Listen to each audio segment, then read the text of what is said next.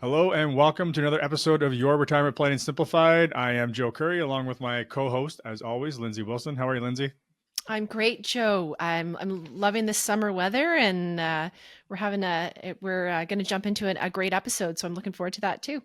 Yes. So one we've kind of put together something that I don't think we've talked a lot about it on the podcast, but it is definitely something we talk to all of our specifically new clients coming in, which we've been having a lot of those conversations lately. So We uh, have, yeah, yeah, yeah. so a good topic to bring up today, and I thank you for bringing it to the table. Yeah. So what I wanted to look at was 5 ways to build your emergency fund in retirement. Like we often think about building an emergency fund, pre-retirement as we're going through our working world and our adult life. But what if you are in retirement and you don't have one, or it's depleted, or you need to add to it? What are some of the ways and strategies that we could do to build your your emergency fund in retirement? Yeah, so it's a great question. And to your point, Lindsay, it's something that I think people intuitively know they should have when they're, working and building up to retirement. But I don't know that it's something that gets talked a lot about with retirement planning. So, Hmm. but um, here's the punchline: it doesn't really change. You should still have a way to access funds, right? So it is an important part of your plan. And there's different ways that could be set up, which we're going to talk about here in a few minutes. But I think that off the top, the importance of having the emergency fund or again access to money when things come up Hmm. is critical because there's a couple things that can happen if you're not prepared. So one is that the timing of your emergency does not correspond in a friendly manner with your portfolio. And so if all of a sudden you need to get your hands on a whole bunch of cash because of some emergency, and your portfolio is simultaneously down and it's not a good time to be taking additional lump sums out, it's obviously going to be detrimental to your retirement to be pulling excess funds at that point. The other thing is most people, when they have retirement accounts, right? So RSPs or RIFs, and those have been great to help them get to retirement. But the problem with having to take too much out of there at once is that it's all taxable. And so Hmm. if you have to take a large lump sum out of one of those accounts, it could push you up into a couple higher tax brackets. Maybe it means older security clawback. So there's some other Hmm. consequences that can come, even if things are going well in the portfolio, right? So Hmm. really important to make sure we know how we're going to address issues that might come up like that. Hmm. Hmm. So, in terms of our first way, we're going to look at understanding your financial needs in retirement. And the first step is sort of assessing your retirement budget. Yeah. So and this is really comes back to your financial and retirement planning, right? So for some people, it's your budget is just based on what your goals were, and you did a good job. You got to retirement. For other people, maybe retirement was more important than getting the perfect amount of cash flow in retirement, and so maybe it's more your ability to spend money, right? So it's understanding your cash flow is a big part of that planning. So you need to know, I would say, at the very basis, the difference between what are your essential expenses that you cannot avoid, and then what are your more discretionary expenses, right? And so this really comes back to cash flow planning. And when we're talking to clients, it's interesting. For some people, it's something we don't even need to talk about. Like they've done really well, they've met all their goals, and it's because that was their foundation of their success has actually been their cash flow planning. But for others, it's a struggle, right? It's they're really good at making money, but they're also really good at spending money. And in retirement, we need to make sure we're managing that cash flow. So by separating those essential expenses from those more discretionary expenses, it can make the cash flow, um, I guess, work a little smoother, less chance for overspending. And so what I mean by that is, like one potential method is having what we call a hub account. So in that hub account, that's where all of our paychecks come. So that could be your Canada pension plan, your older security. If you have a pension, your withdrawals from your investment, it all goes into that main hub. Then out of there, you're still gonna have expenses. Maybe you don't have a mortgage, you're not saving for retirement anymore, but you still have like your heat and your hydro and other expenses like that still exist, right? Those more essential expenses, and so those can come directly right out of that hub account. And then that way, we're always making sure those expenses are taken care of before anything else is spent. And then we can have a separate account, generally like a checking account, where we spend money on a weekly basis to that account, and that's what we know is above and beyond taking care of all our essential expenses. And so that is going to take care of your more discretionary expenses. So if there's money in that account, you can spend it and you don't have to worry about going over. So that's kind of step number one, is identifying the difference between those essential and discretionary. But once we know what those essential expenses are, that's where we need to know that, if for some reason we need to shut off our income or something happens, that we can get through several months and pay those expenses. And so that's kind of usually our baseline for at the bare minimum, what are we setting aside in an emergency fund, right? So standard financial planning would say 3 to 6 months of expenses. So, at the bare minimum, 3 months of those essential expenses. In a more perfect world, 3 months of all your expenses. And part of it also, Lindsay, comes down to, and you might talk about this because I'm rambling on a bit here, but and also understanding your situation and what potential expenses might come up based on your situation, which might not be applicable for others. And also knowing how predictable your income is, I guess, right? So are you okay from the portfolio? Like, are you taking as much as you could be out of the portfolio, right? So a lot of people who we're working with is they could be taking more than they are today. So we know that, there's a bit of a buffer there if they do need to take some additional money out. But if we don't have that buffer, again, that's where it's going to be more important to maybe have a little bit of a bigger emergency savings.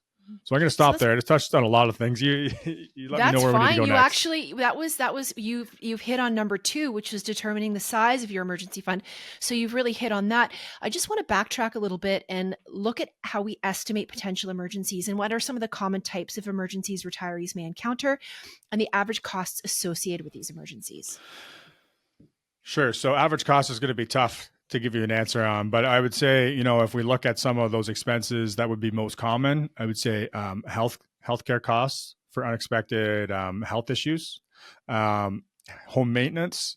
So I mean, we're thinking like, you need a new furnace, you need a new roof, like things like this. These are the things that we kind of typically think of that might be an emergency expense down in the future, right? And we can, to an extent, we should know how old those different appliances are, fixtures or whatever, and so we can kind of plan for that to an extent. So that might be part of maybe increasing our emergency fund over time, knowing, okay, my roof is 20 years old, maybe we should start bumping up the emergency fund as also kind of like a savings for this future expense we know is going to be coming, rather than just waiting for it to happen, right? Other potential expenses are like family emergencies, right? Helping kids out if they're in a tough spot. That's something that, whether it makes sense or not for your financial plan, we know that when your kids are in trouble, most often our clients are going to find a way to help them out. So that's something to think about too, just knowing what stage your kids are at, how financially secure are they, and have an understanding of how that could affect your future expenses. So those are a few. The one thing I would say about home maintenance in general is, rather than spending every dollar you have as you're getting your paychecks, thinking that we have this, emergency fund, it's also thinking about, like, it just costs money to have a house, right? I mean, anyone listening to this probably already knows that, but you should budget 1 to 3% of the value of your house into your annual spending on the house, as far as like regular maintenance. That's great. In terms of number 3, how would you go about building your emergency fund?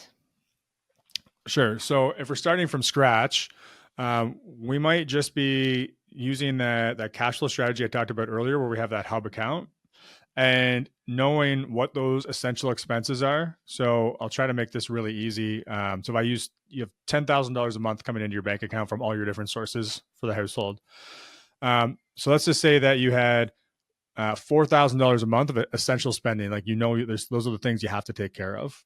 So I said that you could kind of take the excess and move it to that discretionary spending account. So that would be $6,000. But rather than putting all the money there, it would be looking at how much do we really want to spend versus like building up that emergency fund. So maybe we're sending $4,000 a month to that checking account for our regular spending, and that's leaving us $2,000 in that hub account, and then just letting that hub account grow, right? So that hub account can just be used as that emergency fund, right? It's just as good as any, because it's not the account we're spending regularly out of. It's more the automated bills. So that would be a good start. Now, for other people, and a lot of this is comfort level too. So for a lot of people, they want to keep more of their money working for them, and they don't want to have a bunch of cash laying around. And we've talked about this in other podcasts for different reasons, but having like access to a home equity line of credit or some like an all-in-one account, some kind of secured credit line against your home. So it's the lowest interest that we can get. You don't have to use it, but just having it there for access.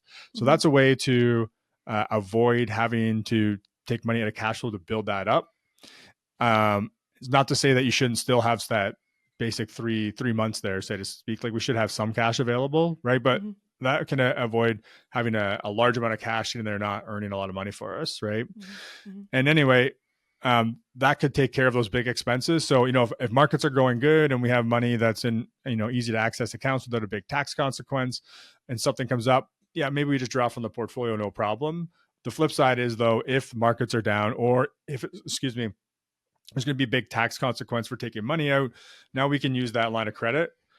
And then we can start to work to pay that off. So rather than taking one big lump sum out of our RSP this year, for example, and paying a bunch of tax, maybe we bite the bullet on a little bit of interest, pay it off out of our regular cash flow. And then we take, say, 3 lump sums over the next 3 years to keep us down in the same tax bracket we're in now to pay off that debt. So that would be like another example of not actually building it up, but more or less paying it off, I guess you could say. And if we were looking at strategies to boost the emergency fund, this is sort of tip number 4. So there's a couple things there. I would say we want to have what I call a next dollar plan.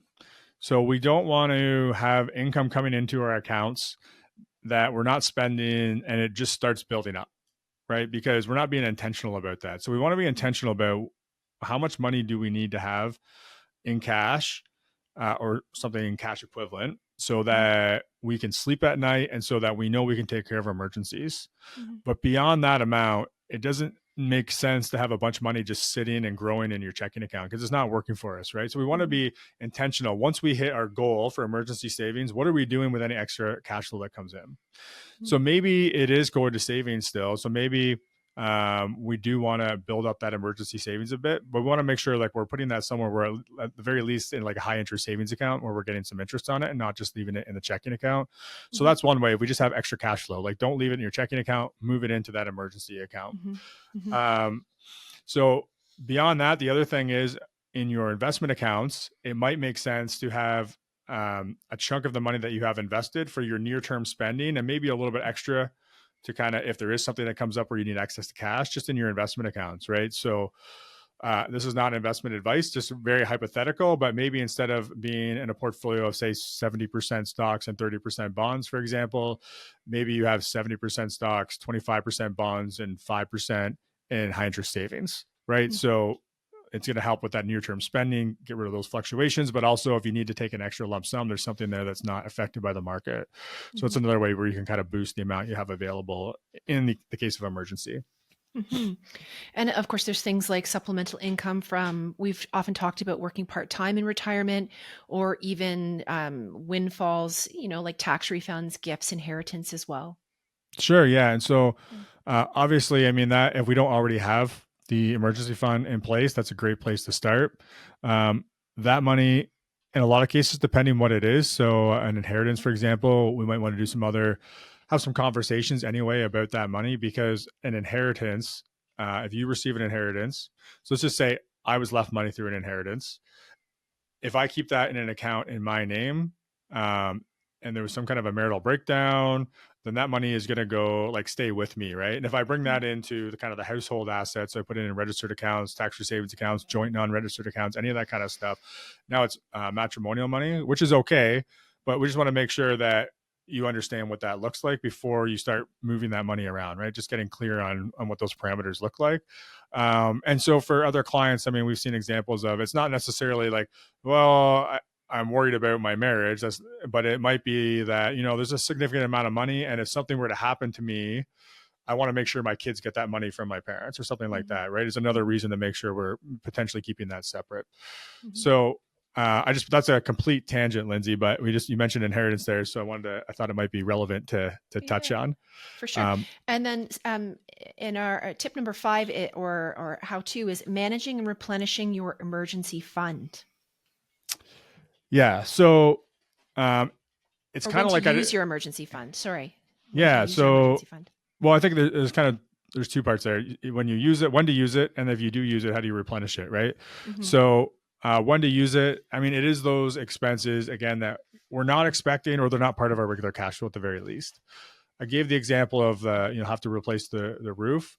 That's not necessarily an emergency, because unless, well, there's supposed to be a big storm tonight, right? There's tornado warnings. If that ripped my roof off right now, that would be an emergency expense, because I don't think I need a new roof, but that could change things pretty quickly. Obviously, there's maybe insurance or things that could help there. But the point is that if it's something that's maybe just outside the regular cash flow, ideally that's when we're doing what you were talking about earlier, Lindsay, where maybe we're enhancing that emergency fund.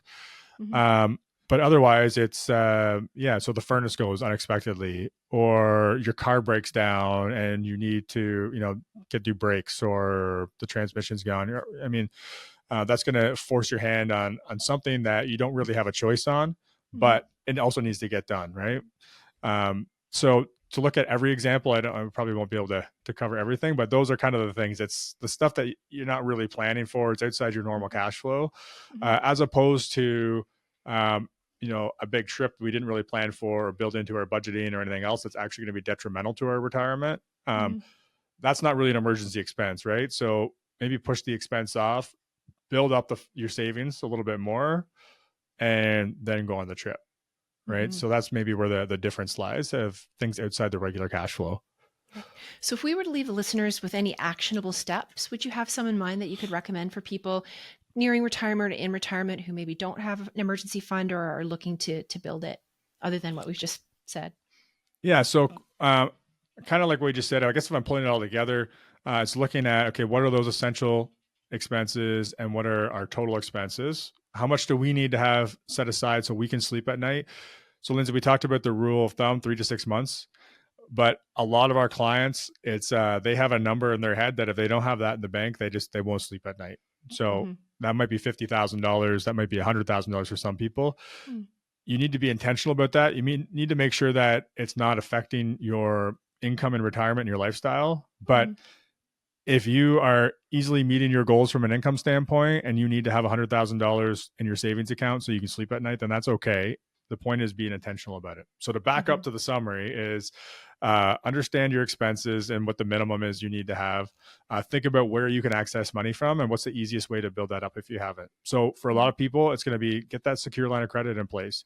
Just make sure you're only using it for unexpected emergency expenses, right? It's not to buy a bunch of new toys. So I tell all clients. And the other easy way to get it put in place is, well, maybe if your portfolio is completely invested, maybe you just carve out a portion for near-term spending and for those emergencies that you just have in something that's like high interest savings, for example, or money market. The last thing I want to add to that, Lindsay, is that a GIC, for example, is not a good option for an emergency expense, because you don't have access to that when you need it. So it's no risk or low risk, and also liquidity needs to be there. You need to be able to access it when you need it, because it's no good for an emergency if you can't actually get the money. Absolutely. Well, thanks, Joe, very much for giving us some tips on emergency funds in retirement. My pleasure, Lindsay. Until next time. Thanks. Bye. Thank you for joining us for this latest episode of Your Retirement Planning Simplified. Be sure to tune back in for the next episode. And until then, we're here to help you simplify and succeed in your retirement planning.